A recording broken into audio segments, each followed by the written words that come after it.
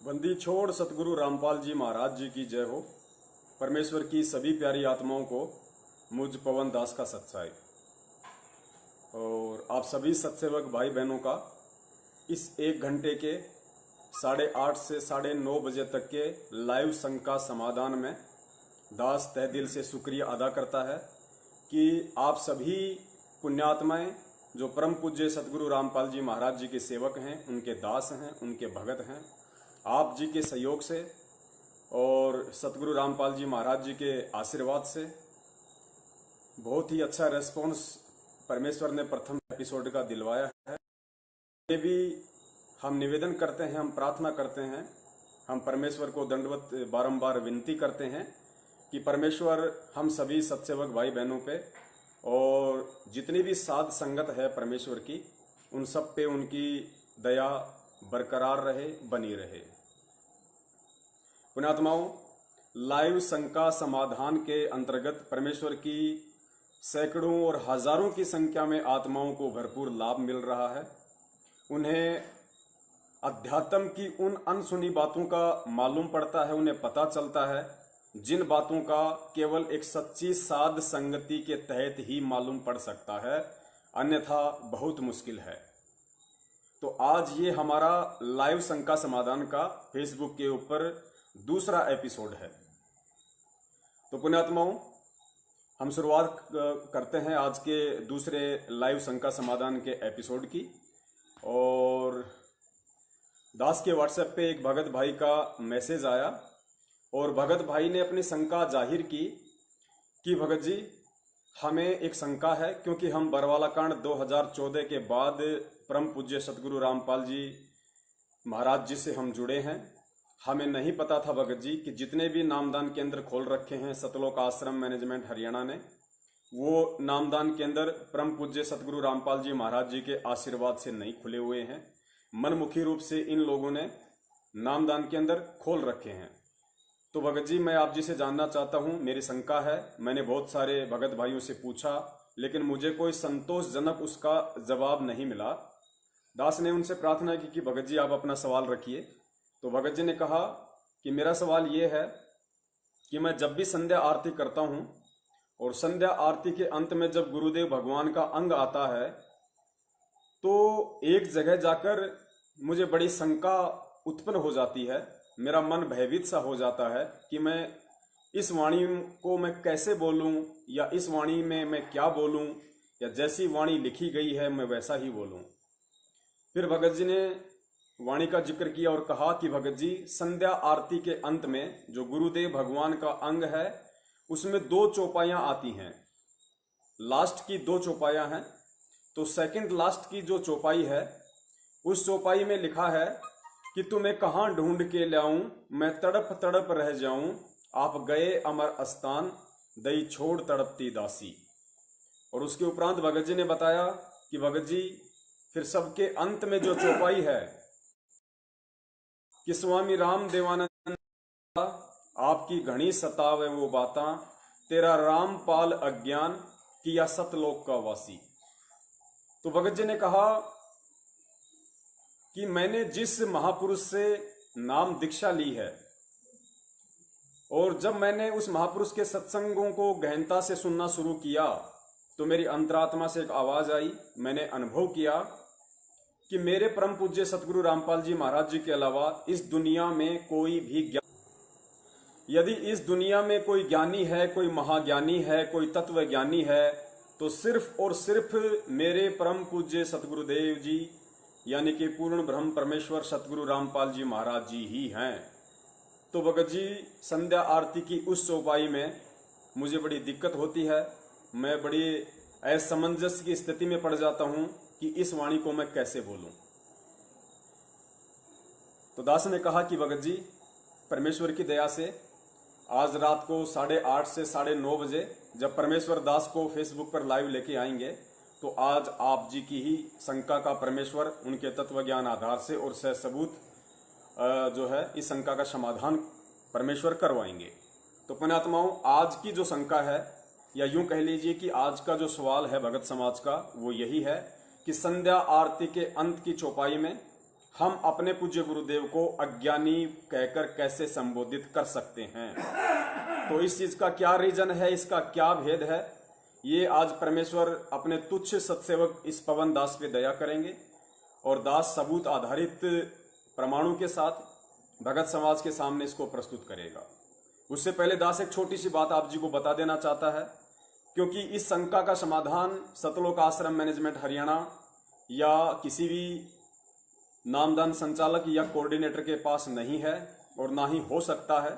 वैसे तो परमेश्वर ने इसी शंका का समाधान आज से लगभग 2 साल पहले यूट्यूब पर वीडियो बनवाकर डलवा दिया था। चूंकि परमेश्वर के बच्चे हर जगह नहीं पहुंच पाते हैं, सारे प्रमाण सारे सबूत वो नहीं देख पाते हैं, तो परमेश्वर ने आज एक बार पुनः उन भगतजियों के माध्यम से अपने इस तुच्छ सत्सेवक पवन दास पे इस सेवा की दया की है। उससे पहले दास एक छोटा सा जिक्र करना चाहता है कि सतलोक आश्रम मैनेजमेंट हरियाणा और उनके पीछे लगे हुए जितने भी सेवादार लोग हैं, जो अपने आप को सेवादार कहते हैं, कोऑर्डिनेटर हैं, नामदान संचालक हैं, उन लोगों के पास इस तरह की शंकाओं का समाधान क्यों नहीं है।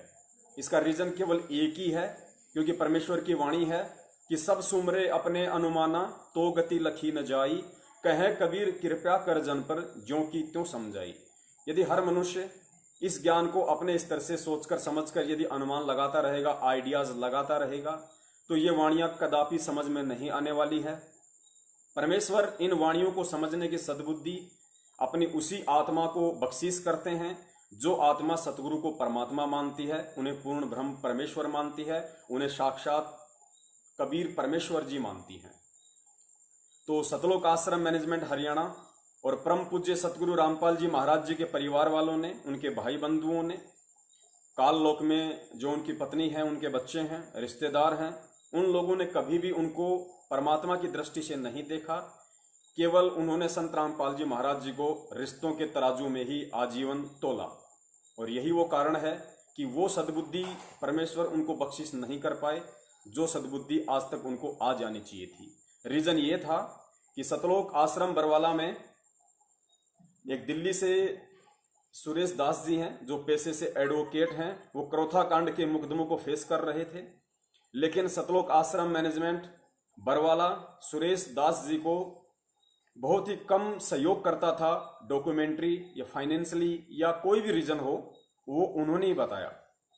उनसे बात हुई थी तो उन्होंने बताया कि एक समय जब मैं उन मुकदमों की पैरवी करके और आश्रम में आया तो मैं बड़ा परेशान था, क्योंकि मुझे किसी भी तरह का सहयोग उन क्रोथा कांड के मुकदमों को सॉल्व करने में सतलोक आश्रम मैनेजमेंट हरियाणा यानी परम पूज्य सतगुरु रामपाल जी महाराज जी के भाई महेंद्र जी, ट्रस्टी बलजीत जी या अन्य जितने भी जो गणमान्य व्यक्ति वहां पे समझे जाते थे, बलवान जाखड़ कह लीजिए, रामकुमार ढाका जी कह लीजिए, या अन्य सतगुरु रामपाल जी महाराज जी के इस काल लोक वाले रिश्तेदार, उन्हें सहयोग नहीं कर रहे थे। तो भगत जी दुखी हारे सतलोक आश्रम बरवाला में आए।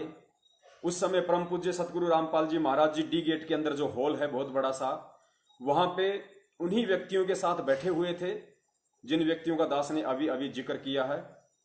यानी जिस समय सुरेश जी जो एडवोकेट थे वो सतलोक आश्रम बरवाला में एंटर हुए, सतगुरुदेव जी के पास में गए, तो उन्होंने देखा कि परम पूज्य सतगुरु रामपाल जी महाराज जी अपने छोटे भाई महेंद्र, ट्रस्टी बलजीत और रामनिवास छावला जो कि नजफगढ़ दिल्ली से हैं, रिटायरमेंट फौजी, अन्य 2-3 व्यक्ति और थे जो सतलोक आश्रम मैनेजमेंट बरवाला की कमान को संभालते थे। और उस सतलोक आश्रम बरवाला का जो मैनेजमेंट था उसके मुखिया थे, और उन्हीं व्यक्तियों से सुरेश दास जी दुखी थे। तो सतगुरुदेव जी चेयर पर बैठे हुए थे और बाकी जो व्यक्ति जिनका दास ने नाम गिनाया है वो सभी इर्द गिर्द ही बैठे हुए थे। सुरेश दास जी ने जाते ही परम पूज्य गुरुदेव को दंडवत प्रणाम किया और दुखी मन से परमेश्वर के चरणों में बैठकर कहा कि हे गुरुदेव, ये जितने भी व्यक्ति हैं जो यहाँ बैठे हुए हैं ये आपको परमात्मा नहीं मानते। उन्होंने दुखी होकर अपने मन की व्यथा सतगुरुदेव जी के सामने प्रकट की कि हे गुरुदेव, ये जितने भी व्यक्ति जो यहाँ बैठे हुए हैं ये आपको परमात्मा नहीं मानते। पुण्यात्माओं, आगे परम पूज्य गुरुदेव जी ने क्या शब्द उच्चारित किए आप उन्हें गहनता से समझने की कोशिश करें। परम पूज्य गुरुदेव जी ने कहा मालिक चेयर से अपने घुटनों पर हाथ रखते हुए खड़े हुए और दुखी मन से, जिस दुखी मन से सुरेश दास जी ने सवाल किया था, उसी दुखी मन से परम पूज्य गुरुदेव ने घुटनों पे हाथ रखकर खड़े होते हुए दुखी मन से कहा कि बेटा, आप तो परमात्मा मानने की बात कह रहे हो, ये लोग तो मुझे गुरु भी नहीं मानते। गुरुदेव ने कहा कि बेटा, आप तो परमात्मा की बात कर रहे हो, ये लोग तो मुझे गुरु भी नहीं मानते। तो पुण्यात्माओं, इसी बात से आइडिया लगाया जा सकता है, इसी बात से हम विचार कर सकते हैं कि हरियाणा में जो कहावत है कि घर का जोगी जोगना और बाहर का जोगी सिद्ध, यानी जो घर का साधु संत होता है या जो घर का जो गणमान्य व्यक्ति होता है, वो बाहर वालों की तुलना में, उन परिवार वालों की नजरों में बहुत ही छोटी दृष्टि में होता है। एक और कहावत है जो हम सभी जानते हैं कि दीपक तले सदैव अंधेरा ही रहता है, दीपक तले अंधेरा ही रहता है। तो पुण्यात्माओं, वो परम पूज्य परमेश्वर सतगुरु रामपाल जी महाराज जी, जो सारी सृष्टि का रचयिता है, सारी सृष्टि का नायक है, सारे ब्रह्मांडों का उत्पत्ति करता है, सृजनहार है, वो परमेश्वर जिस कुल में, जिस परिवार में एक लीलामय जीवन के लिए 8 सितंबर 1951 के दिन एक दीपक बनकर प्रकट हुए, उस दीपक ने अपने तत्वज्ञान आधार से हिंदुस्तान सहित पूरी दुनिया में रोशनी की लगातार कर रहे हैं और आने वाले समय में इसी रोशनी से पूरा विश्व जगमगाएगा, जगमगाहट होगी। बाकी सभी रोशनियां, जितने भी साधु संत हैं, महात्मा हैं, डेरे वाले हैं, वो सभी फीके पड़ने वाले हैं। तो दास का कहने का मतलब है कि जो दीपक बनकर वो परमेश्वर 8 सितंबर 1951 के दिन जिस कुल में, जिस परिवार में प्रकट हुए, उन लोगों के लिए ये कहावत सिद्ध हो गई कि दीपक तले सदा अंधेरा। यानी सतगुरु रामपाल जी महाराज जी का जो कलयुगी परिवार है वो आज भी अंधेरे में है, पहले भी अंधेरे में ही था और आगे भी, जहां तक दास को परमेश्वर ने जो सद्बुद्धि बख्शी है, अंधेरे में ही रहेंगे। पुण्यात्माओं, एक तरफ तो उन आत्माओं का ये अहोभाग्य है, बहुत बड़ा सौभाग्य है कि परमेश्वर जो साक्षात सारी सृष्टि का रचनहार है, वो उन आत्माओं के संपर्क में रहे, बचपन से संपर्क में रहे। और दूसरी तरफ उन्हीं आत्माओं का अहोभाग्य ना होकर दुर्भाग्य है कि वो आत्मा उस परमेश्वर को पहचान नहीं पाई, क्योंकि घर का जोगी जोगना और बाहर का जोगी सिद्ध, ये कहावत यूं ही नहीं कही गई। इस कहावत को चरितार्थ करने में लोगों ने सैकड़ों, हजारों, लाखों की संख्या में एग्जाम्पल अपनी आंखों से देखे हैं।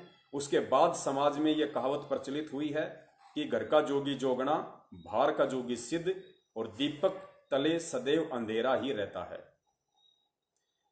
तो पुण्यात्माओं, अब हम उस भाई की शंका का पूर्ण परमेश्वर सतगुरु रामपाल जी महाराज जी के तत्वज्ञान आधार से समाधान करने की एक छोटी सी कोशिश करते हैं। परम पूज्य गुरुदेव मुझ नीच को सद्बुद्धि दें, मुझ नीच को ये समझाने की अपने भगत भाइयों को सद्बुद्धि प्रदान करें।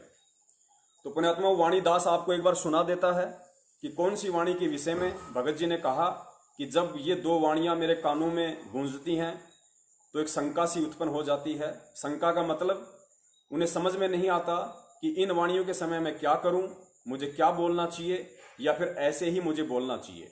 तो प्रथम वाणी जो भगत जी ने बताई थी, प्रथम वाणी ये वाली थी।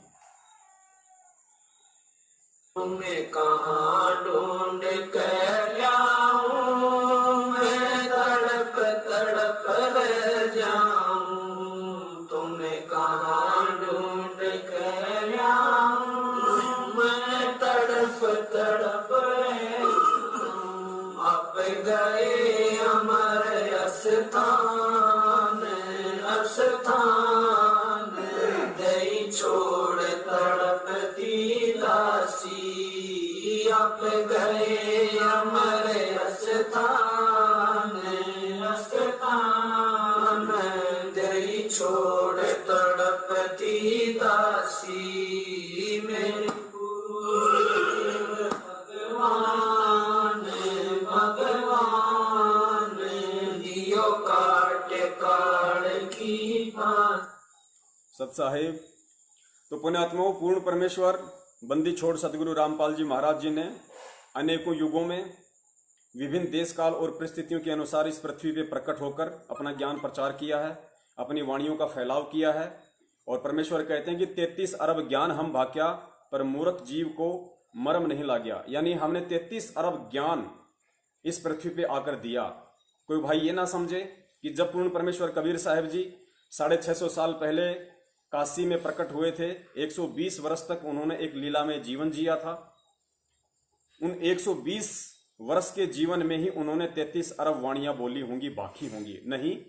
यहां परमेश्वर जी का जो कहने का आशय है वो ये है कि परमेश्वर जब भी, जिस भी युग में, जिस भी समय, एक लीला तो परमेश्वर सीधी सीधी कमल के फूल पर प्रकट होने की करते हैं हर युग में, क्योंकि वेदों में जो परमेश्वर की महिमा लिखी हुई है कि वो परमेश्वर मां के गर्भ से उत्पन्न नहीं होता है, वो एक तालाब में, एक सरोवर में, एक विकसित कमल के फूल पर प्रकट होता है शिशु रूप में। एक निसंतान दंपत्ति उनको उठा ले जाते हैं और अपने बच्चे की तरह उनकी परवरिश करते हैं। तो चारों युगों में एक एक विधि से जो प्रकट होते हैं परमेश्वर शिशु रूप में कमल के फूल पर, वो लीला चारों युगों में केवल उन्होंने इसलिए करनी पड़ी, केवल वो इसीलिए करते हैं ताकि वेदों में जो परमेश्वर की महिमा का वर्णन है वो यथावत बना रहे, लोगों का विश्वास बना रहे, और जब कभी समय आए तो परमेश्वर के द्वारा लिखवाई गई वेदों की महिमा और साक्षात परमेश्वर ने यहाँ आके जो उदाहरण पेश किया है, यानी थ्योरी और प्रैक्टिकल दोनों मैच करें, दोनों के दोनों मेल करें, तो जीव को अच्छे से समझ में आ जाएगा कि परमेश्वर के क्या गुण होते हैं, परमेश्वर के क्या लक्षण होते हैं, परमेश्वर मां के गर्भ से आता है या परमेश्वर स्वयंभू है, वह स्वयं प्रकट होता है। तो परमेश्वर की एक अन्य वाणी है कि साहिब से सतगुरु भय और सतगुरु से भय साध, ये तीनों गति एक है। मालिक की वाणी है कि साहिब से सतगुरु भय और सतगुरु से भय साध, ये तीनों गति एक है, गति कुछ अगम अगाध, ऐसी कुछ वाणी है परमेश्वर की। ये तीनों अंग एक हैं, गति कुछ अगम अगाध। यानी वो परमेश्वर जो सारी सृष्टि का रचनहार है, जो कबीर परमेश्वर है, जो अपने निज लोक शतलोक में रहता है, वो परमेश्वर स्वयं साहिब रूप है। साहिब यानी परमात्मा, सुप्रीम। तो साहिब से सतगुरु है, साहिब रूप से वो परमात्मा जो उनका तेजपुंज का रूप है, शब्द रूप है, उस रूप को परमात्मा हल्का करते हुए इस पृथ्वी पे आते हैं, सतगुरु का रूप धारण करते हैं। साहिब से सतगुरु भय, फिर वो परमेश्वर सतगुरु रूप में ही एक सुयोग्य शिष्य की, एक भगत की, एक परम भगत की भूमिका भी करते हैं। क्यों करते हैं? क्योंकि जब उस परमेश्वर के जो शिष्य होंगे वो उस परमेश्वर को देख के और अपना आध्यात्मिक जीवन निर्वाह करें। अपने आध्यात्मिक जीवन पे हमें कैसे चलना है, हमें अपने गुरुदेव के प्रति क्या भाव रखने हैं, क्या भाव हमें प्रकट करने होते हैं, वो शिक्षा देने के लिए वो साहिब सतगुरु की भूमिका करता है। और सतगुरु की भूमिका में वो एक अच्छी आत्मा को अपना मुंह बोला सतगुरु धारण करके, गुरु धारण करके फिर एक उदाहरण पेश करता है कि एक भगत को अपने गुरुदेव के प्रति कैसा व्यवहार करना चाहिए, कैसा उसका आचार विचार होना चाहिए, अपने गुरुदेव के प्रति भगत की कैसी सोच होनी चाहिए, गुरुदेव के प्रति भगत की कितनी श्रद्धा होनी चाहिए, अपने गुरुदेव में कितनी आस्था होनी चाहिए। तो पुण्यात्माओं, ये जो वाणी आप जी ने अभी सुनी परम पूज्य गुरुदेव के मुख कमल से कि तुम्हें कहां ढूंढ के ले आऊं, मैं तड़प तड़प रह जाऊं, आप गए अमर स्थान दई छोड़ तड़पती दासी। तो पुण्यात्माओं, परम पूज्य गुरुदेव सतगुरु रामपाल जी महाराज जी ने 17 फरवरी 1988 के दिन ठीक उसी तरह एक लीला की, जैसे कि 650 साल पहले काशी में स्वामी रामानंद जी को कबीर साहिब जी ने अपना मुंह बोला गुरु बनाया था दीन दुनिया की नजरों में, दृष्टि में। ठीक उसी तरह 17 फरवरी 1988 को उस पूर्ण ब्रह्म परमेश्वर कबीर साहिब जी ने, जो कि आज 8 सितंबर 1951 के दिन भारत की पवित्र भूमि पर गांव धनाना जिला सोनीपत हरियाणा में प्रकट हुए थे, एक लीला में जीवन उन्होंने जिया।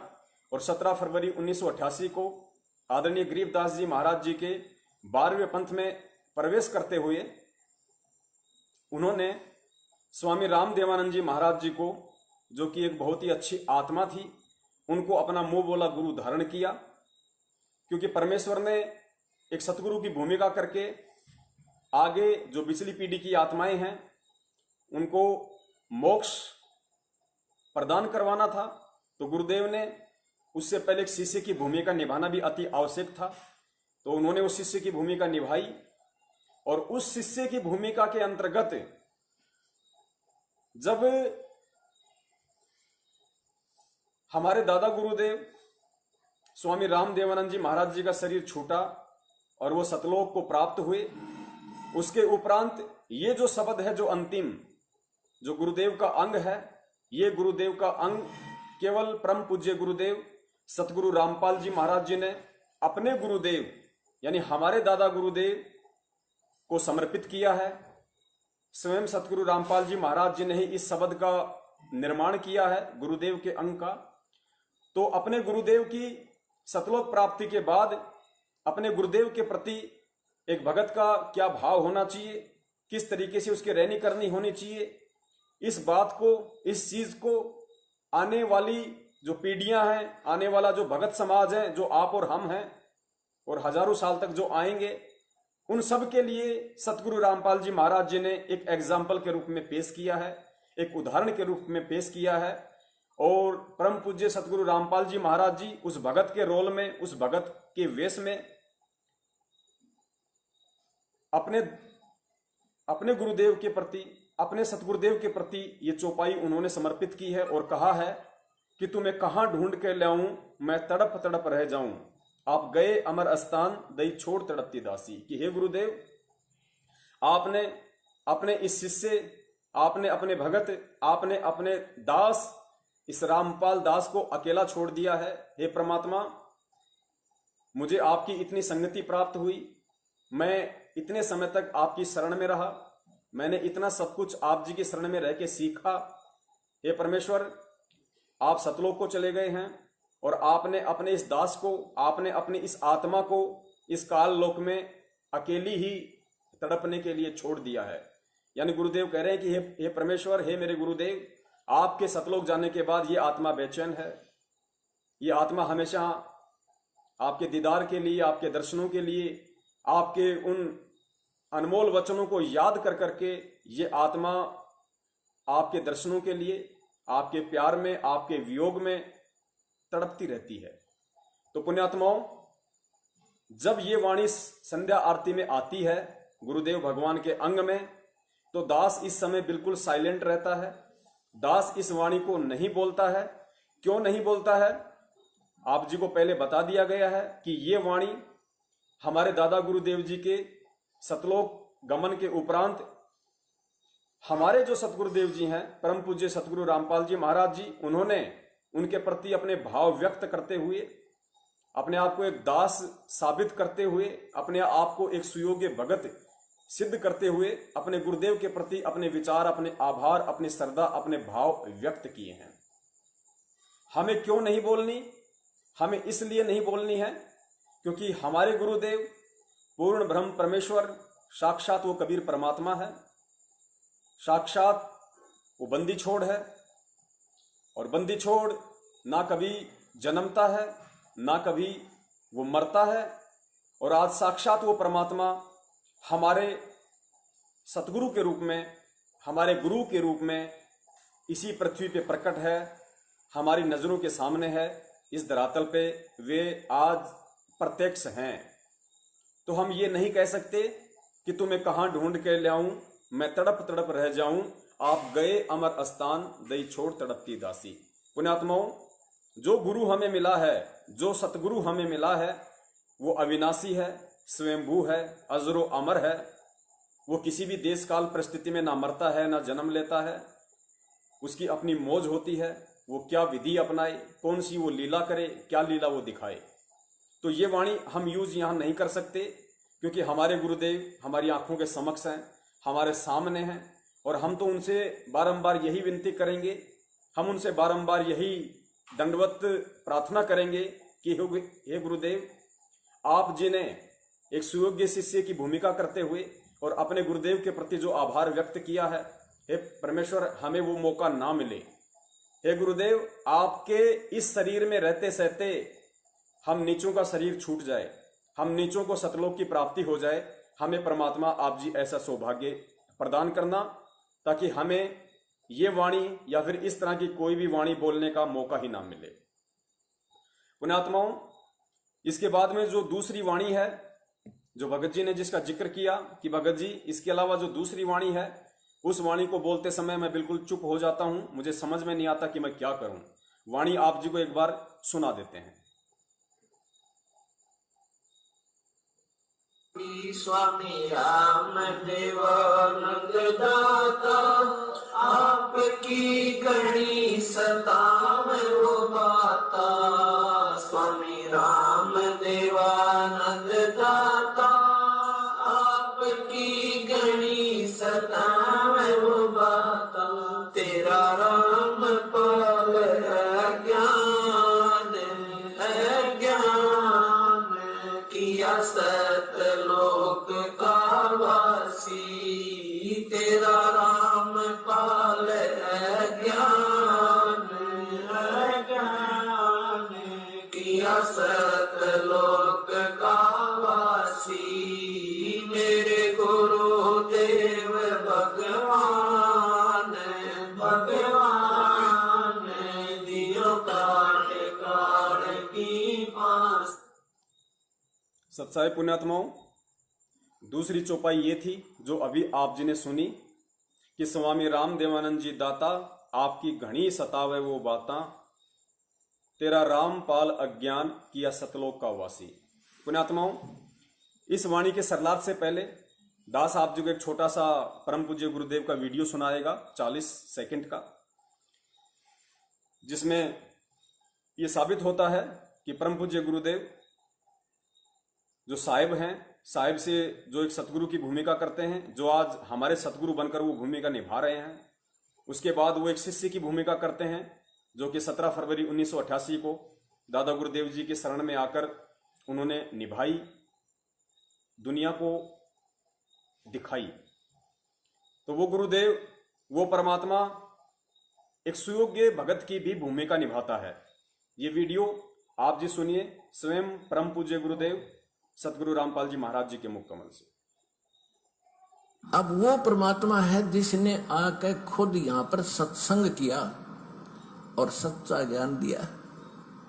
वही सतगुरु है और वही आकर के यहाँ एक सच्चे भगत की भूमिका करते हैं, एक नेक नागरिक का अभिनय भी वही करते हैं। अपना करके खाओ, जैसे राखे भगवान न्यों रहो। ज्यादा इस दौड़ धूप माया की संग्रह करने में अपना जीवन मत नसाओ, नाश ना करो। ये एग्जाम्पल दिया दाता ने, और जो ये भी उन्होंने प्रमाणित कर दिया कि जो सच्ची लगन से मुझे बदता है, संसार की दृष्टि में बेशक निर्धन दिखे, पर भगवान की दृष्टि में सबसे धनवान है। जय हो बंदी छोड़ की। ये परमेश्वर का एक बहुत ही अनमोल सा संदेश आप जियो तक पहुंचा है इस लाइव फेसबुक एपिसोड के माध्यम से, जो परमेश्वर ने 8:30 से 9:30 बजे रात्रि को अपने दासों को निमित्त बनाकर शुरू करवाया है। तो पुण्यात्माओं, आप जी ने देखा कि परम पूज्य सतगुरु रामपाल जी महाराज जी ठीक वही भूमिका कर रहे हैं, एक सुयोग्य शिष्य की, एक भगत की, जो आज से 650 साल पहले कबीर साहिब जी ने आदरणीय रामानंद जी को अपना मुंह बोला गुरु धारण करके की थी। पुण्यात्माओं, बीच में एक भाई का एक कमेंट्स आया था, शायद शंकरदास जी का ये कमेंट्स है, देवली टॉक से हैं। शंकरदास जी ये कहना चाह रहे हैं, या उनकी ये शंका है, शंकरदास जी कहना चाह रहे हैं कि भाई हमने तो गुरुदेव जी के मुख कमल से ये भी सुना है कि हमें आदरणीय गरीबदास जी महाराज जी की वाणियों में फेरबदल नहीं करना है। ये उनके आदेश थे, हमें उनकी किसी भी वाणी में फेरबदल नहीं करना है। पुण्यात्माओं, बिल्कुल सही बात है, सवाल होने चाहिए। इसीलिए परमेश्वर ने दया करके ये लाइव शंका समाधान का प्रोग्राम रखवाया है। और हमने पहले ही कहा था कि जितनी हमें परमेश्वर सद्बुद्धि देंगे और जितना हमें सही सही ज्ञात होगा, उतना हम अवश्य बताएंगे। पुण्यात्माओं, शंकर जी की बात बिल्कुल जायज है, मैं उनके सवाल का सम्मान करता हूं। उनकी भावनाओं का मैं सम्मान करता हूं, तो बीच में थोड़ा सा इस टॉपिक पे भी जिक्र करना अति आवश्यक है। पुण्यात्माओं, परम पूज्य गुरुदेव सतगुरु रामपाल जी महाराज जी ने सत्संगों में जिक्र किया है। दास आपको उनका ये सत्संग भी सुनाएगा। परमेश्वर की दया से दास के पास उनका ये वीडियो, उनका ये जो सत्संग है वो भी दास के पास उपलब्ध है, क्योंकि पुण्यात्माओं वो परमेश्वर अंतर्यामी है और परमात्मा को इस बात का अच्छे से पता है कि जब मेरा दास फेसबुक पर लाइव आएगा तो कौन कौन से सवाल भगत समाज के द्वारा खड़े किए जाएंगे, कौन कौन सी शंकाएं भगत भाइयों के द्वारा जाहिर की जाएगी, तो मेरे दास को किसी भी प्रकार की कोई समस्या पैदा ना हो, तो परमेश्वर वो सारे सबूत इकट्ठे करवा देते हैं। पुण्यात्माओं, पहले सुनिए आप जी वो ऑडियो जो शंका हमारे शंकर दास जी ने व्यक्त की है।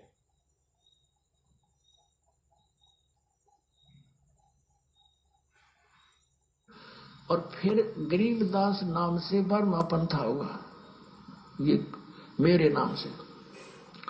उसमें मेरी महिमा की वाणी को मैं यथार्थ रूप में प्रकट करवाऊंगा, और वो वाणी इतनी प्रसिद्ध नहीं होएगी, लोग उसको छेड़छाड़ नहीं करेंगे। और गरीबदास ने आदेश दे दिया था उस लिखने वाले को कि जो मैं बोलूं उतना ही लिखेगा, और इसमें कोई छेड़छाड़ करेगा उसकी दुर्गति हो जाएगी। तो गरीबदास पंथ में ये धारणा गजब की बना रखी थी, समझ माई मारे क्यों कर रखा था यूं काम। सबकी ये धारणा थी कि मालिक की वाणी में जैसा भी बोल रखा है ऐसा ही लिखना, देश में एक भी अक्षर में फेरबदल कर दी तो उसकी कईयों के साथ ऐसी घटना घट गई थी, वो छेड़ा नहीं करते। इसमें परमात्मा ने गाली तक दे रखी है इन नकली पंथों को और इस काल को, जो मैं बोल नहीं सकता, और वो भी लिखनी पड़ी ने, उसमें फेरबदल नहीं कर सके क्योंकि वीरान माटी हो जाती है, भगवान का आदेश था। तो इस कारण से गरीबदास की वाणी को किसी ने छेड़ा नहीं है। एज इट इज मात्रा है, वो मात्रा नहीं लिखी, उन्होंने परिवर्तन नहीं किया। और ये कारण ये था कि कहीं इसमें भी गड़बड़ कर दे, नालायक आके न कहेगा बेराज से नहीं, तो कहा कि 12वें पंथ में प्रगट हो वाणी। तो पुण्यात्माओं, जैसा कि शंकर भगत जी का अभी अभी कमेंट्स आया था, और परमेश्वर ने बिल्कुल उन्होंने जो सवाल किए वो जायज था, क्योंकि उन्होंने यही सत्संग मालिक का अवश्य सुना होगा, और यह सत्संग दास के पास भी उपलब्ध था। दास को भी इस बात का अच्छे से पता था कि हो सकता है संगत में से मेरा कोई भाई या बहन ये शंका व्यक्त कर सकता है। तो पुण्यात्माओं, बात बिल्कुल जायज है। आदरणीय गरीबदास जी महाराज जी का यह सख्त आदेश था, या यूं कह लीजिए कि आज से 300 वर्ष पहले सतगुरु रामपाल जी महाराज जी का सख्त आदेश था, क्योंकि आदरणीय गरीबदास जी महाराज जी के रूप में स्वयं संत रामपाल जी महाराज जी ही प्रकट थे, या यूं कह लीजिए कि वो कबीर परमेश्वर ही प्रकट थे। क्योंकि चाहे आप कबीर परमेश्वर कहिए, चाहे बंदी छोड़ गरीबदास जी महाराज कहिए, या चाहे आज वर्तमान में सतगुरु रामपाल जी महाराज जी कहिए, ये तीनों शक्ति, ये तीनों पावर एक ही हैं। रूप अलग थे, देश काल और परिस्थिति के अनुसार ज्ञान देने का उनका तरीका भिन्न भिन्न था, बाकी तीनों शक्ति एक ही थी। तो परमेश्वर का ये स्वयं का ही आदेश हम मान के चलते हैं, ये स्वयं उस परमात्मा का ही आदेश था कि मेरे द्वारा लिपिबद्ध करवाई गई वाणियों में कोई भी छेड़छाड़ ना करे, और ना ही होने चाहिए, वरना दुर्गति होंगे ही होंगी। और आदरणीय गरीबदास जी महाराज जी के पंथ में सतगुरुदेव जी ने बताया, नाम मुझे ध्यान नहीं आ रहा, लालदास जी था या कोई और था या कोई भगत था, उन्होंने कुछ छेड़खानी की थी, तो गुरुदेव ने बताया कि उसको अधरंग मार गया था। उसके बाद में सभी के अंदर ये भय उत्पन्न हो गया कि जैसी वाणी है गरीबदास जी महाराज जी की वैसी ही लिखनी है, मात्रा में भी हेरफेर नहीं। और ये क्यों, ये गुरुदेव ने बता ही दिया, क्योंकि यदि वो परमात्मा ऐसा आदेश दे के नहीं जाते, और यदि वो झटका उस समय उन आत्माओं को नहीं देते, और यदि उस समय के आत्माओं में भय उत्पन्न नहीं होता, तो जिस प्रकार 650 साल पहले कबीर परमेश्वर ने आदरणीय धर्मदास जी के माध्यम से जो कबीर सागर को लिपिबद्ध करवाया था, और कालांतर में नकली कबीर पंथियों ने मनमुखी रूप से जैसा उन वाणियों को समझा, अपने अनुभव अनुसार उनमें फेरबदल किया, तो परमात्मा ने इसी दृष्टिकोण से कि आज संत गरीबदास जी के रूप में जो मैं ये इस वाणी को लिपिबद्ध करवा रहा हूं, ये वाणियां 300 साल बाद, सन 1997 के बाद जो बिजली पीढ़ी की हंस आत्माएं आएंगी, और जब मैं जाऊंगा उस समय, तो यही वो मुख्य वाणियां होंगी, यही वो भक्ति का आधार होगा जो उन पुण्यात्माओं को मैं मेरा मोक्ष मार्ग समझाऊंगा। तो इस दृष्टिकोण से, ताकि इसमें कोई फेरबदल ना हो, बिल्कुल सही बात है। पुण्यात्माओं, जिस भगत भाई ने संध्या आरती की लास्ट की 2 चौपाइयों में शंका व्यक्त की है और दास सतगुरुदेव जी की दी हुई बुद्धि से जो समाधान उसका करने जा रहा है, उसमें कोई फेरबदल नहीं है, किसी भी प्रकार की फेरबदल नहीं है। आप जी निसंकोच रहिए। दास पिछले लगभग 4 वर्षों से इन्हीं वाणियों का उच्चारण कर रहा है जो आप जी के समक्ष अब रखने जा रहा है। इसका सबूत आप जी को दिया जाएगा, क्योंकि परमेश्वर कहते हैं शंका सूल बबूल हैं। यदि जब तक भगत की शंकाओं का समाधान नहीं होगा तो कांटे की तरह चुभती रहेगी, आत्मा में वो बात सटीक, वो एग्जाम्पल फिट नहीं बैठेगा। पुण्यात्माओं, आदेश केवल आदरणीय गरीबदास जी महाराज जी की वाणियों में फेरबदल ना करने का है। जहां तक गरीबदास जी महाराज जी की वाणियां हैं, लिपिबद्ध हैं, उन वाणियों में छेड़खानी ना करने का आदेश है। तो पुण्यात्माओं, ये जो गुरुदेव का जो अंग है, ये आदरणीय गरीबदास जी महाराज जी के सदग्रंथ से नहीं लिया गया है। ये जो वाणी है गुरुदेव का अंग, ये हमारे परम पूज्य गुरुदेव सतगुरु रामपाल जी महाराज जी ने स्वयं अपने कर कमलों से लिपिबद्ध किया है, लिखा है। इसको आपको इसका प्रमाण देते हैं। और परमेश्वर ने इसको क्यों छोड़ा, आप देखिए। ये संध्या आरती का सरलार्थ जो पवित्र पुस्तक है, सन 2013 में ही इसको परम पूज्य गुरुदेव सतगुरु रामपाल जी महाराज जी के द्वारा सतलोक आश्रम बरवाड़ा में लिपिबद्ध कर दिया गया था, लिख दिया गया था। बस छपवाई नहीं थी। छपवाने का जो फायदा है वो सतलोक आश्रम मैनेजमेंट हरियाणा ने सन 2016 में उठाया और संगत में ये भ्रमणा फैला दी कि गुरुजी ने हिसार जेल से इसका अनुवाद करके भेजा है। जबकि आप इसकी भूमिका पढ़ेंगे शुरू में, तो सन 2013 में ही गुरुदेव ने इसको आश्रम में लिख दिया था। तो पुण्यात्माओं, इस पुस्तक के पेज नंबर 189 189 पे परम पूज्य गुरुदेव सतगुरु रामपाल जी महाराज ने स्पष्ट लिख रखा है कि मेरे गुरुदेव भगवान के सरलार्थ की आवश्यकता नहीं है। पुण्यात्माओं, इस बात को गहनता से समझने की कोशिश करना। गुरुदेव कह रहे हैं कि मेरे गुरुदेव भगवान के सरलार्थ की आवश्यकता नहीं है, यह तो अपने आप ही सरल है। पुण्यात्माओं, ये कितनी सरल है, ये कितनी साधारण है, क्योंकि तत्वदर्शी संत के चाहे मुख कमल से बोले गए शब्द हों या चाहे उनके कर कमलों के द्वारा लिपिबद्ध किए गए शब्द हों, उनका एक गहरा रहस्य होता है, सांकेतिक होते हैं। उनको समझना आम जीव के बस की बात नहीं है। तो पुण्यात्माओं, गुरुदेव ने जो बात कही है कि मेरे गुरुदेव भगवान के सरलार्थ की आवश्यकता नहीं है, यह तो अपने आप में ही सरल है। पुण्यात्माओं, यदि यह गुरुदेव भगवान का अंग इतना ही सरल होता तो आज लाखों भगत आत्माओं को संध्या आरती के अंत में शंका उत्पन्न नहीं होती। वो मन मार के डरते हुए ये वाणी ना बोलते कि तेरा रामपाल अज्ञान किया सतलोक का वासी। तो पुण्यात्माओं, ये बेहद ही जटिल है, ये बिल्कुल भी सरल नहीं है। ये परमेश्वर ने इतना ज्ञान देने के बाद आप और हम आत्माओं के दिमाग की परीक्षा लेने के लिए, आप और हम आत्माओं का अपने गुरुदेव के प्रति क्या भाव है, क्या श्रद्धा है, हम उनके सत्संगों की गहराई को, उनके संकेतों को, हम उनके कोड वर्डों को समझने के लायक हुए हैं या नहीं हुए हैं, इस बात की परीक्षा के लिए परम पूज्य गुरुदेव सतगुरु रामपाल जी महाराज जी ने इस वाणी का सरलार्थ नहीं किया और मात्र यही लिखकर छोड़ दिया कि मेरे देव गुरु भगवान के सरलार्थ की आवश्यकता नहीं है, ये तो अपने आप में ही सरल है। तो ये जो अंग है, ये आदरणीय गरीबदास जी महाराज जी की वाणियों का संग्रह नहीं है, अतः हम इसमें किसी भी प्रकार की कोई छेड़खानी नहीं कर रहे हैं। यानी गरीबदास जी महाराज जी की वाणियों के साथ में कोई छेड़खानी नहीं है। ये हमारे परम पूज्य गुरुदेव जी के द्वारा लिखा गया है और परम पूज्य गुरुदेव जी ने इन वाणियों में छेड़छाड़ करने के लिए ही ये शब्द लिखे हैं, अपने बच्चों के भाव जानने के लिए, उनके श्रद्धा जानने के लिए, कि मेरे ज्ञान को ये कितना समझ पाए कि भाई मैं अपने गुरुदेव के प्रति अपने विचार व्यक्त कर रहा हूं। यानी गुरुदेव जी कह रहे हैं कि मैं संत रामपाल दास अपने रामदेवानंद जी महाराज जी के लिए श्रद्धावश ये शब्द उच्चारित कर रहा हूं, लेकिन मेरे जो भगत हैं, संत रामपाल जी महाराज जी के जो भगत हैं, वो मेरे प्रति, अपने गुरुदेव के प्रति इस समय जब ये चौपाइयां आएंगी उनके मुख कमल से तो वो क्या करते हैं, वो क्या समझते हैं इस बात से, और किस तरीके से अपने गुरुदेव के प्रति वो भाव व्यक्त करते हैं। तो पुण्यात्माओं, दास जो प्रथम चौपाई है, तो पुण्यात्माओं बीच में थोड़ा सा नेट डिस्कनेक्ट हो जाता है, जिस वजह से थोड़ा अवरोध उत्पन्न हो जाता है। तो ये हमारे विवेक की परीक्षा है पुण्यात्माओं, ये हमारे विवेक की परीक्षा है कि हम अपने गुरुदेव को कितना जान पाए। सतगुरु रामपाल जी महाराज जी ने अपना जो मुंह बोला सतगुरु धारण किया था, वो सतलोक को प्राप्त हुए।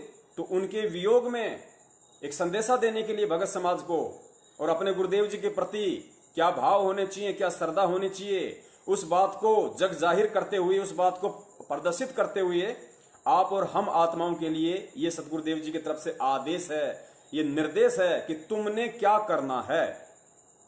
तो पुण्यात्माओं, दास उस वाणी के समय बिल्कुल चुप रहता है, क्योंकि मेरे जो गुरुदेव हैं वो स्वयं साक्षात कबीर परमात्मा हैं।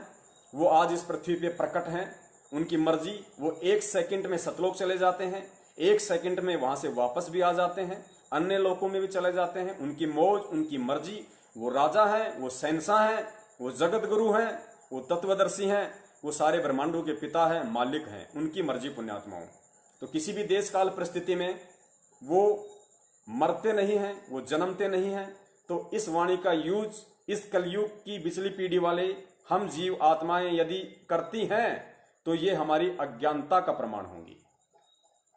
फिर आगे कहा गया कि तेरा रामपाल अज्ञान किया सतलोक का वासी।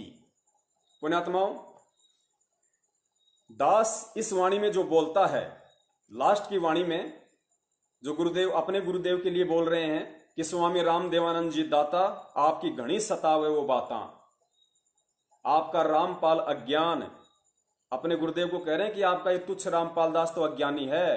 पुण्यात्माओं, सर्वज्ञानी होने के बावजूद, महाज्ञानी होने के बावजूद वो परमेश्वर अपने गुरुदेव के समक्ष अपने आप को छोटा साबित कर रहा है, प्रदर्शित कर रहा है। इसको कहते हैं असली भगत की भूमिका। जो भूमिका परमेश्वर अपने हाथ में लेते हैं, जो रोल, जो एक्टिंग वो दुनिया का सबसे बड़ा कलाकार अपने हाथ में लेता है, उसको 1000% पूरा करता है। लोग धोखे में रह जाते हैं कि एक्टिंग कर रहा है या असलियत में कर रहा है।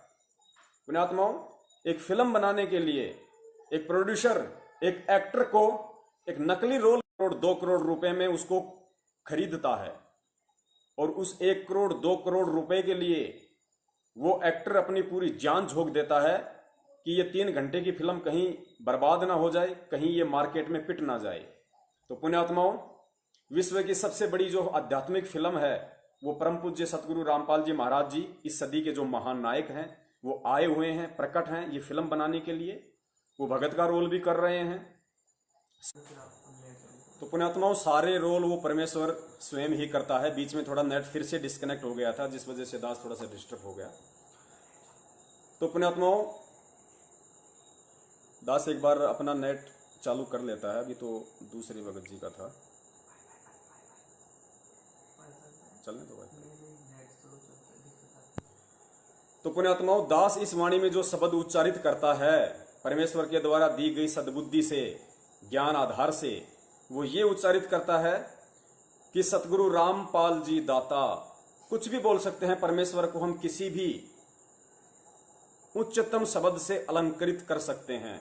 बंदी छोड़ सतगुरु रामपाल जी दाता, स्वामी रामपाल जी दाता, सतगुरु रामपाल जी दाता, पूर्ण परमेश्वर सतगुरु रामपाल जी दाता। हम कोई भी अलंकृत शब्द, उपमात्मक शब्द जो परमेश्वर के लिए यूज किए जाते हैं, जो शुद्ध होते हैं, सर्व शक्ति युक्त होते हैं, हम कोई भी शब्द शुरुआत में उनके लिए यूज कर सकते हैं। तो दास जो यूज करता है वो ये करता है कि सतगुरु रामपाल जी दाता आपकी घनी अमोलक बातां।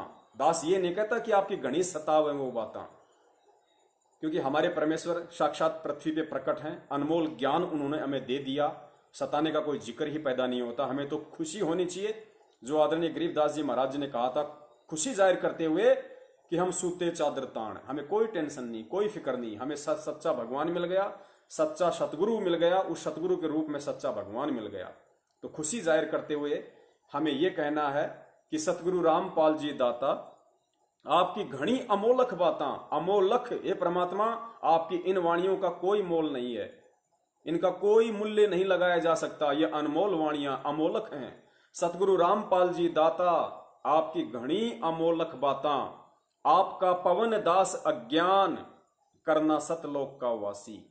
आपका पवन दास अज्ञान, आप जी जो भी भाई बहन है अपना स्वयं का नाम यूज कीजिए और फिर कहिए कि करना सतलोक का वासी या करियो सतलोक का वासी, कि हे परमेश्वर, हे बंदी छोड़ सतगुरु रामपाल जी महाराज जी, आपका ज्ञान, आपकी वाणियां इस दुनिया में अनमोल है, अमोलक हैं, उनको कोई काट नहीं सकता, उनको कोई मिटा नहीं सकता, उनसे ऊपर बढ़कर कोई ज्ञान नहीं दे सकता। आप शुद्ध स्वरूप हो, हे परमेश्वर, आप सर्वशक्तिमान हो। हे परमेश्वर, ये आपका छोटा सा 2 कौड़ी का जीव पवन दास आप जी से विनती करता है, ये महाअज्ञानी पवन दास आप जी के चरणों में बारंबार विनती करता है कि हे परमेश्वर, इस दास को भी सतलोक भेजने की दया करना। तो वाणी यही बोलते हैं कि सतगुरु रामपाल जी दाता, आपकी घनी अमोलक बातां, आपका पवन दास अज्ञान, करियो सतलोक का वासी।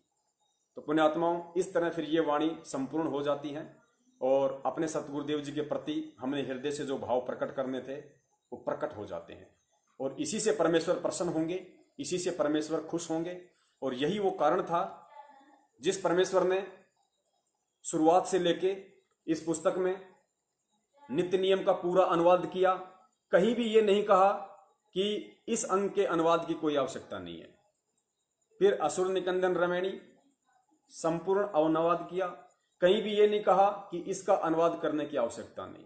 फिर संध्या आरती का अनुवाद किया, लेकिन अंत में कह दिया, लिख दिया कि गुरुदेव भगवान का अंग तो वैसे ही सरल है, इसके अनुवाद की कोई आवश्यकता नहीं है। यह परमेश्वर ने एक रिक्त स्थान छोड़ा था, एक संकेत छोड़ा था आप और हम जीवों के लिए कि देखें मेरे बच्चे मेरे से ज्ञान लेने के उपरांत कितना समझ पाते हैं इस ज्ञान को और मुझे, और मेरे प्रति उनके कितने भाव हैं, किस तरह से वो अपने भाव अपने गुरुदेव के प्रति जग जाहिर करते हैं, वो प्रकट करते हैं। तो उम्मीद करता हूं उस भाई की शंका का समाधान हो गया होगा। जितनी दास को परमात्मा ने सद्बुद्धि बख्शिश की थी, उतना दास ने जी जान लगा के शंका का समाधान करने की परम पूज्य गुरुदेव सतगुरु रामपाल जी महाराज जी के आशीर्वाद से कोशिश की है। उम्मीद करता हूं दास सफल हुआ होगा। 10 मिनट इस प्रोग्राम के शेष हैं। कुछ वाणियां आप जी को परमेश्वर की ओर सुनाते हैं, जिससे कि हम भगत आत्माओं का जो विश्वास है वो सतगुरुदेव जी के ऊपर, इस भक्ति मार्ग के ऊपर दृढ़ होगा कि हमें जो सतगुरु मिला हुआ है, जो गुरु मिला हुआ है, वो कोई साधारण जीव नहीं है, स्वयं साक्षात कबीर परमेश्वर हैं। सुनिए, परमेश्वर अपने आप को छुपाते हुए कितने संकेत कर रहे हैं कि 12वें पंथ में परमात्मा खुद ही आए, लेकिन वो अपने आप को छुपाते हैं। एक संकेत दे दिया परमात्मा ने ये कहकर कि अपने आप को छुपाते हैं। यानी सतगुरु रामपाल जी महाराज जी जो कहते हैं कि परमात्मा ना आए तो इस दास को भेज दिया, तो वहां छुपा गए अपने आप को इस वाणी के अनुसार। ये संकेत है गुरुदेव का उन ज्ञानी आत्माओं के लिए जिन्हें सतगुरु की चाह है, जिन्हें सतलोक की चाह है। और एक दूसरी वाणी में तो परमात्मा ने तोड़ पाड़ दिया, पुण्यात्माओं तोड़ ही पाड़ दिया, स्पष्ट बोल दिया परमेश्वर ने। तो पहले सुनिए ये वाणी जिसमें परमेश्वर कह रहे हैं कि परमात्मा अपने आप को छुपाते हैं।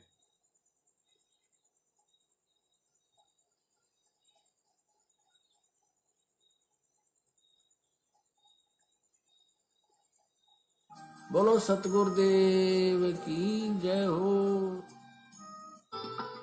कबीर ये माया अटपटी सब गट आन अड़ी, और किस किस न समझाऊं या कुआ भांग पड़ी।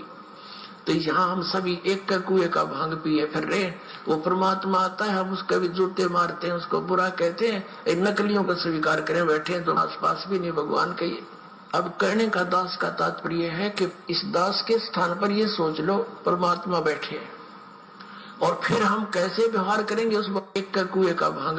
पुण्यात्माओं ध्यान से सुनना, क्या शब्द उस सारी सृष्टि के रचनहार कबीर परमेश्वर के द्वारा उच्चारित किए जा रहे हैं। गुरुदेव कह रहे हैं कि ये सोच लो कि इस दास के स्थान पे, इस रामपाल दास के स्थान पे वो कबीर परमात्मा बैठा है। हमें आदेश दिया जा रहा है गुरुदेव के द्वारा कि ये सोच लो कि इस रामपाल दास के स्थान पर कबीर परमात्मा बैठा है। तो हमें मानना पड़ेगा कि सामने संत रामपाल जी नहीं बल्कि कबीर परमेश्वर जी बैठे हैं। तो हमें ये हृदय से मानना पड़ेगा। और फिर गुरुदेव कह रहे हैं कि उसी के अनुसार फिर रहनी करनी करो। एक बार दोबारा सुनो पुण्यात्माओं। अरे वो परमात्मा आता है, हम उसके भी जूते मारते हैं, उसको बुरा कहते हैं, इन नकलियों को स्वीकार करें बैठे हैं तो आसपास भी नहीं भगवान के।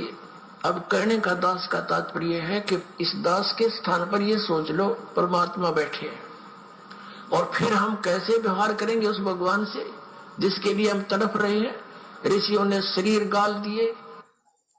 गुरुदेव कह रहे हैं कि ये सोच लो कि इस दास के स्थान पे परमात्मा बैठे हैं कबीर जी, और फिर तुम कैसा व्यवहार करोगे जिस भगवान की प्राप्ति के लिए ऋषि मुनियों ने शरीर गाल दिए। तो पुण्यात्माओं, ये संकेत है उन आत्माओं के लिए जो 8 सितंबर 2020 को उनका जन्मदिन मनाकर बहुत बड़ी महाभूल कर चुकी हैं, अपने आध्यात्मिक जीवन की सबसे बड़ी गलती कर चुकी हैं इतना ज्ञान लेने के बाद। परमेश्वर कह रहे हैं कि ये सोच लो कि इस दास के स्थान पे कबीर परमात्मा बैठे हैं, फिर तुम्हारी कैसी रहनी करनी होगी। अरे जिन पुण्य आत्माओं ने हृदय से ये मान लिया, गुरुदेव के इस सत्संग को आदेश बनाकर, उनके मुख कमल से उच्चारित वाणी को उनका आदेश मानकर कि ये मान लो कि इस दास के स्थान पे परमात्मा बैठा है, फिर कैसा व्यवहार करोगे। पुण्यात्माओं, जिस आत्मा ने ये मान लिया कि मेरे गुरुदेव के स्थान पे कबीर परमात्मा बैठा है, तो पुण्यात्माओं कबीर परमात्मा का कभी जन्मदिन नहीं मनाया जाता है। गुरुदेव कह रहे हैं फिर तुम कैसा व्यवहार करोगे। यानी कबीर परमात्मा बैठे हैं गुरुदेव के स्थान पे, तो कैसा व्यवहार करोगे, जन्मदिन मनाओगे या प्रकट दिवस मनाओगे। पुण्यात्माओं, काल भगवान के साथ परमेश्वर का जो वचन था, उस वचन के अनुसार परमात्मा खुलकर नहीं बताएगा कि I am God, I am Kabir, I am the supreme power of the universal. ये नहीं बताएगा वो परमेश्वर कभी भी, लेकिन सत्संगों में संकेत स्पष्ट कर दिए परमेश्वर ने। और जिस आत्मा की इन संकेतों को समझने की भी बुद्धि नहीं खुली, वो आत्मा समझ लो अभी बहुत कच्ची है, सतलोक जाने के लायक नहीं है। उसको कोई भी भ्रमित कर सकता है। और उन आत्माओं को 8 सितंबर 2020 के दिन एक पीला पर्चा निकालकर, उससे पहले उन आत्माओं से उस अविनाशी परमात्मा का जो सतगुरु रामपाल जी महाराज जी के स्वरूप में स्वयं विद्यमान है, उनका जन्मदिन मनवाकर उनसे आध्यात्मिक जीवन की सबसे बड़ी भूल करवा डाली। संत रामपाल जी महाराज जी का सन 2020 में जन्मदिन मना है। सन 2020 में जन्मदिन मना है, जबकि संत रामपाल जी महाराज जी है कहां। क्या कोई बताएगा कि संत रामपाल जी महाराज जी है कहां?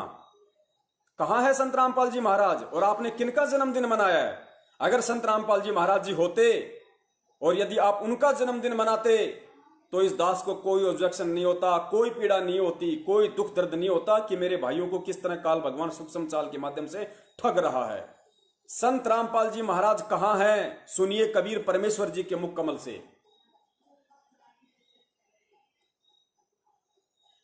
लोक अनामी जावेगी वहां, कोई ना मिले चौबारे, आत्मा और परमात्मा वहां कोई ना रते न्यारे।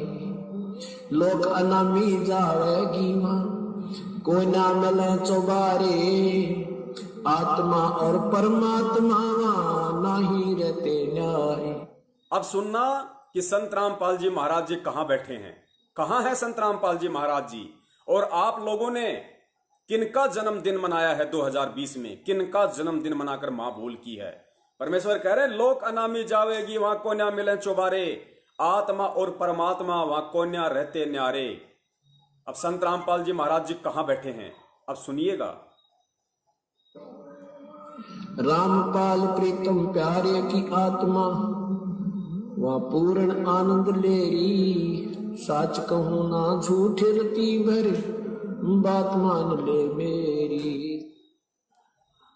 पुण्यात्माओं, गुरुदेव कह रहे हैं कि लोक अनामी जावेगी वहां कोन्या मिले चुबारे, आत्मा और परमात्मा वहां कोन्या रहते न्यारे। आप लोगों ने तो जो संत रामपाल जी महाराज जी ने अपने आप को छुपाते हुए दुनिया वालों की नजरों में कि एक बार मुझे रामपाल समझकर, मुझे एक साधारण सा गुरु और संत समझकर मेरी शरण में आ जाएं, भले ही वो कबीर जी को कोई और मान लें, कोई दूसरी शक्ति मान लें, और मुझे कबीर जी का भेजा हुआ एक दूत मान लें, संत मान लें।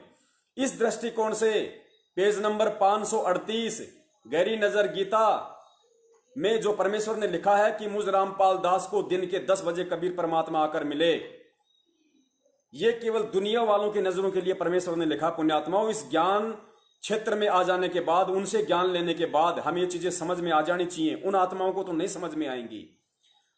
ठीक है, तो पुण्यात्माओं, यदि आप मानते हो, यदि उस सीधी सीधी भाषा के अनुसार जो गुरुदेव ने उस पुस्तक में लिखा हुआ कि मुझे कबीर परमात्मा आकर मिले, अर्थात उनका कहने का मतलब है कि मुझे तो उसी समय उस कबीर परमात्मा ने, रामपाल जी को तो उसी समय कबीर परमात्मा ने सतलोक भेज दिया था, उसके बाद उनके रूप में स्वयं विराजमान है। तो उस वाणी के अनुसार, उस शब्द के अनुसार भी आप लोग बहुत बड़ा धोखा खा गए। उस शब्द की यदि आप मानो तो उस शब्द में कहा जा रहा है कि लोक अनामी जावेगी वहां कोन्या मिले चुबारे, आत्मा और परमात्मा वहां कोन्या रहते न्यारे। फिर कहते हैं रामपाल प्रीतम प्यारे की आत्मा वहां पूर्ण आनंद लेरी, साच कहूं ना झूठ रती बर बात मान ले मेरी। कबीर परमेश्वर कह रहे हैं संत रामपाल जी के स्वरूप में कि रामपाल प्रीतम प्यारे की आत्मा तो उस अनामी लोक में पूर्ण आनंद ले रही, और साच कहूं ना झूठ रती भर, क्योंकि परमेश्वर सत्य ही कहता है, बात मान ले मेरी। तो पुण्यात्माओं, 1997 में आप लोग मानते हो कि संत रामपाल जी महाराज जी की आत्मा को सतलोक भेज दिया, उसके बाद से स्वयं कबीर परमेश्वर हैं। तो फिर 2020 में तुम्हें यह मालूम होते हुए भी कि 1997 में सतगुरु रामपाल जी महाराज जी को सतलोक भेज दिया गया है, और उनके शरीर में इस 5 तत्व के पुतले में स्वयं वो कबीर परमेश्वर उनके स्वरूप में विद्वान है। तो पुण्यात्माओं, तुम भाई बहनों ने इतना ज्ञान लेने के बाद सन 2020 में जन्मदिन क्यों मनाया, और तुमने किसका मनाया फिर? क्योंकि संत रामपाल जी महाराज जी तो है ही नहीं, वाणी बोल रही है कि वो तो अनामी लोक में जा चुकी है वो आत्मा। तो आज 2020 में तुमने किनका जन्मदिन मनाया? पुण्यात्माओं, बहुत बड़ा धोखा खा लिया, बहुत बड़ी ठोकर खा चुके हो आप लोग, जिन जिन लोगों ने 8 सितंबर के दिन उनका जन्मदिन मनाया। पुण्यात्माओं, परमेश्वर और क्या कहेगा? अब हनुमान जी की तरह कोई सीना फाड़ के नहीं दिखाएगा कि आई एम कबीर, दर्शन कर लो मैं कबीर हूं, ये नहीं कहेगा। क्योंकि ज्ञान मार्ग का ये समय है। अगर परमात्मा ने यूं चमत्कार दिखाकर, अगर इसी तरह अज्ञानतावश परमात्मा ने लेके जाना होता तो 650 साल पहले ही ले जाता परमात्मा। उस समय तो हम इतने विकारी और दुराचारी भी नहीं थे। लेकिन परमेश्वर ने उदाहरण पेश कर दिया कि मुसलमान धर्म के प्रवर्तक हजरत मोहम्मद को मैं बिना ज्ञान समझाए सतलोक लेकर गया था, लेकिन वो नहीं रहा। सतलोक नहीं, मिन्नी सतलोक लेके गए थे उसको परमात्मा। सतलोक तो उसी आत्मा को लेके जाएंगे जो वहां जाने के लायक होगी। परमात्मा ने फिर बताया कि मिनी सतलोक में हजरत मोहम्मद को मैं केवल इसीलिए लेके गया था ताकि पिछली पीढ़ी आत्माओं को यह समझा सकूं कि बिना ज्ञान के यदि कोई सतलोक चला भी जाएगा तो वहां टिक नहीं पाएगा। और हजरत मोहम्मद साहब मिनी सतलोक में टिक नहीं पाए। क्यों? गुरुदेव ने बताया कि उनके यहां पे लाखों की संख्या में अनुयायी हो गए थे, मान बढ़ाई और अहंकार उनके अंदर कूट कूट के भर गया था। इस वजह से सतलोक में वो नहीं टिक पाए, मिनी सतलोक में, और यहां वापस आने की उन्होंने जिद की और उनको वापस मुझे छोड़ना पड़ा। तो पुण्यात्माओं, ये पिछली पीढ़ी का समय परमेश्वर ने हम आत्माओं को शिक्षित करके, विज्ञान देके, हमें केवल ज्ञान आधार से सतलोक ले जाने के लिए आए हैं, ये चमत्कार दिखा के नहीं। और पुण्यात्माओं, आप लोगों ने 2020 में फिर किसका जन्मदिन मना लिया? अरे एक आत्मा के 2 पति होते हैं। पुण्यात्माओं, लाइट चली गई है, दास मोबाइल की ऑन करता है। तो पुण्यात्माओं, दास को लगता है टाइम भी हो गया होगा, इसीलिए हो सकता है परमेश्वर ने कि भाई 1 घंटा बहुत होता है, इससे ज्यादा का समय उचित नहीं है, क्योंकि ये तो लगातार चलना है सतगुरुदेव जी की दया से। तो हम कोशिश करेंगे कि हम 1 घंटे तक ही रहें, क्योंकि पुण्यात्माओं दास थोड़ा भावित हो जाता है, क्योंकि परम पूज्य गुरुदेव ने इतने अकाट्य सबूत दे रखे हैं अपने दास को। दास से रहा नहीं जाता कि सारा सब कुछ आज ही खोल के बता दूं मेरे भाई बहनों को, लेकिन मालिक की जो मर्जी, हमें तो उनके अनुसार ही चलना पड़ेगा। तो दास की ये गलती थी, जो दास 9:30 से शायद ऊपर हो चुके हैं, दास ने हिमाकत की। तो दास अपने परम पूज्य गुरुदेव सतगुरु रामपाल जी महाराज जी से इस दुस्साहस के लिए, इस घटिया कर्म के लिए दास उनसे दंडवत क्षमा याचना मांगता है। और परमेश्वर दया करें, आज का जो टॉपिक था, आज की जो शंका थी, वो परमेश्वर ने पहले ही पूरी करवा दी है, उसका समाधान परमात्मा ने करवा दिया है। दास निवेदन करेगा आप सभी भाई बहनों से, जितना हो सके, जहां जहां हो सके, आप जी इस वीडियो को शेयर करें, ताकि वो परमेश्वर की पुण्य आत्माएं जो अभी आध्यात्मिक ज्ञान से अनभिज्ञ हैं, क्योंकि सतलोक आश्रम मैनेजमेंट हरियाणा के द्वारा खाली जल्दबाजी में अपने धार्मिक धंधे के विस्तार के लिए जल्दबाजी में खाली उनको नाम दीक्षा दिलवा दी जाती है ताकि ज्यादा से ज्यादा लोग जुड़ेंगे तो फिर पैसा आएगा, ज्योति के नाम पे, पाठ के नाम पे, दान के नाम पे। उनका स्वार्थ है केवल भगत समाज से पैसा ऐंठना। उनका ये कोई मकसद नहीं है कि लोग इस ज्ञान से परिचित हों, क्योंकि गुरुदेव ने तो हजारों बार कहा है कि पुण्यात्माओं, इस ज्ञान को एक बार सुनो, 100 बार सुनो, 1000 बार सुनो, डीवीडी ले लो, चिप ले लो, पुस्तकें पढ़ो, और जब तुम्हें संपूर्ण ये ज्ञान हो जाए अच्छी तरीके से, उसके बाद ही तुम नाम दीक्षा लो। कोई जल्दबाजी नहीं है। जिस दिन से तुम ये ज्ञान सुनना शुरू कर दोगे, जिस दिन से आप ये पुस्तक पढ़ना शुरू कर दोगे, उसी दिन से वो परमात्मा कबीर जी आपके साथ है। आपका बाल विवाह का नहीं होने देगा। यदि बाल विवाह का हुआ तो आपके हित में होगा, दोबारा से आपको मानव जन्म देगा। तो घबराने की कोई जरूरत नहीं है। आप जी पहले ज्ञान को आधार बनाइए, ज्ञान को समझिए। फिर गुरुदेव ने कहा कि नाम दीक्षा लेने के बाद यदि आपको जरा सा भी शंका, जरा सी भी किसी भी प्रकार की कोई शंका या त्रुटि अपने गुरुदेव में या इस आध्यात्मिक मार्ग में नजर आती है, तो फिर गुरुदेव ने कहा कि तुम परमात्मा की शरण से दूर हो जाओगे, तुम्हारा नाम खंडित हो जाएगा। तो मैनेजमेंट को इन बातों की कोई परवाह नहीं है। उन्हें केवल जल्दबाजी में नाम दीक्षा दिलवाकर अपना धार्मिक धंधा आगे से आगे जो है बढ़ाते रहना है। और हमारी ये कोशिश रहेगी कि उन पुण्यात्माओं तक जो जल्दबाजी में या किसी हारी बीमारी के कारण या किसी देखा देखी के कारण या संपूर्ण ज्ञान ना होकर अच्छी तरीके से परमेश्वर के सत्संगों को आधार ना बनाकर जो इन नामदान केंद्रों से, इन फर्जी नामदान केंद्रों से जो आत्माएं जुड़ रही हैं, उन आत्माओं तक ये हमारे शंका समाधान के लाइव वीडियो ज्यादा से ज्यादा जाएं। इसके लिए दास प्रार्थना करेगा, आप जी जितना हो सके उतना शेयर करें। हमें ना किसी से डरना है, ना हमें किसी से घबराना है, क्योंकि परमेश्वर कहते हैं कि संत सोई जो भय ना आणे। गुरु जी कहते हैं भगत सोई जो भय ना आणे, यानी भगत वो होता है जिसके हृदय में जरा सा भी भय नहीं होता है, क्योंकि भगत हमेशा सत्य के रास्ते पे चलता है और सत्य के रास्ते पे चलने वाले के साथ में सत्यवादी परमात्मा होता है, और जिसके साथ परमात्मा होता है उसको भय नहीं होना चाहिए। बंदी छोड़ सतगुरु रामपाल जी महाराज की जय हो। सत साहेब।